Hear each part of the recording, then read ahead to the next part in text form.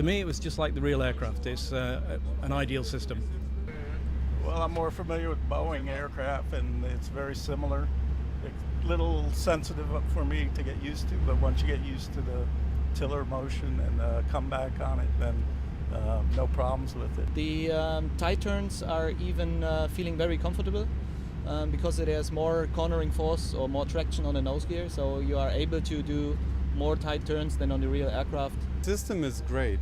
The taxibot is self-explanatory, it's easy to learn and easy to use. It's more or less you feel like you have the engines turned on and taxiing by your own power. Now I feel really comfortable, especially for the steep turn on the runways and also on the taxiways. I think this is good stuff.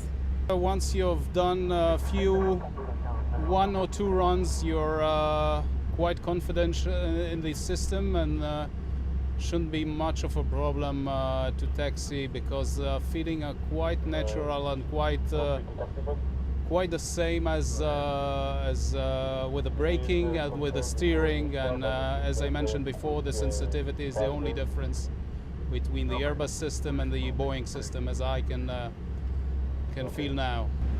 It is very similar to every aircraft that I taxied ever. It's quite the same than with the engine, and when you start to drive, you have the same sensation like with the engines, and when you turn, it's impressive because you reduce the speed when you turn without braking.